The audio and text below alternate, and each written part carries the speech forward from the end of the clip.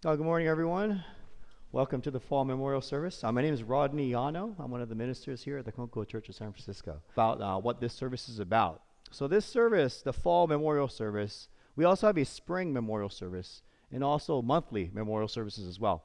And the reason why we have so much memorial services is because it's to remember the past, because it's absolutely crucial. Because without the past, without their sacrifice, without what all the work that they've done, we wouldn't exist today.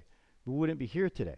And so it's all simply just an acknowledgement of their being. It's a thank you. It's sharing our love and appreciation for them. Just being here today as part of the service is showing our love for them. And so, how many of you guys seen the video, not the video, the movie Coco? I'm sure everybody has seen Coco, right? One of the main premises of Coco was to not be forgotten, to kind of like die twice in a way, right? People die physically and then they're remembered for a little bit, but after a while they might be completely forgotten. And that's like forgotten, like what they show in the movie. And so that's what this service is about. It's about remembering the people who've been forgotten, as well as continue to remember the ones who we do remember, the ones who are closer and recent as well. And there's a story of a minister in Japan. I remember this sermon given by Yoshino Masahiko Sensei of the Konko Mission of Honolulu. And so he was a farmer. This person was a farmer. He just obtained a persimmon farm.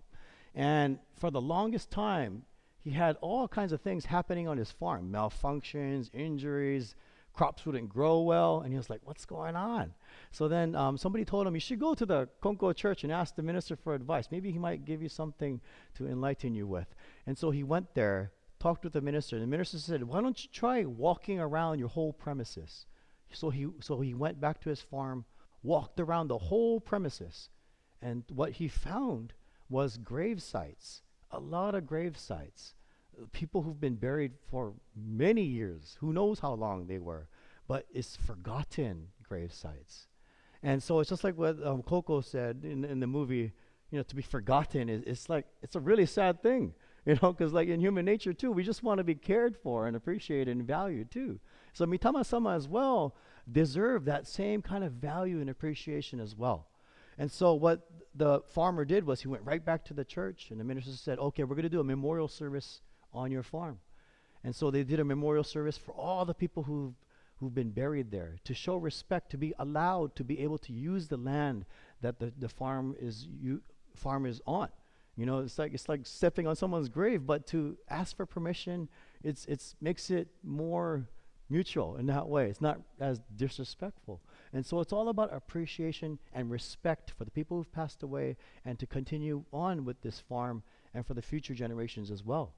And so later that night, interestingly, the farmer in his dream, he had all these people coming to say thank you in his dream. He's like, oh, thank you so much. If they were dressed in like kimono, samurai, kids, women, children of all ages would come into his dream and say, thank you. Thank you. We feel honored and remembered. And ever since that, his farm has been really successful. It's interesting because I guess the mindset, the heart mindset, everything changes when it focuses on respect. Because I think before he didn't respect the ground. He probably didn't respect that the fact that there was, we just take everything for granted. But with this whole new mindset, I'm sure the way he performed his work, the way he did farming, the way he honors all the fruit in the land and the people who've passed away, made his persimmon business very successful. And I remember his persimmons because when I was in Japan, there were these gigantic, perfect looking persimmons. And the person would offer them to the church in honor annually. All the time, he would offer his crop, his first crop, in appreciation for the people who've passed away. I'm sure everyone here has some kind of experience or heard some experience of the past, kind of connecting with them, right? And so remembering the people who've passed away, to me, I feel like it's like a gentle wind. That's how I remind myself. When I'm in the mountains, I feel a gentle wind. When I think about somebody, when I reminisce about someone, when I see it's like, oh, that person loved eating this kind of food. That kind of connection, reminiscent connection is what keeps this remembrance alive. And so I hope everyone here today can think about that for the rest of the day and the rest of the year as well, about the people who've passed away and how important it is to keep this connection in our everyday lives. Thank you very much. And then I'll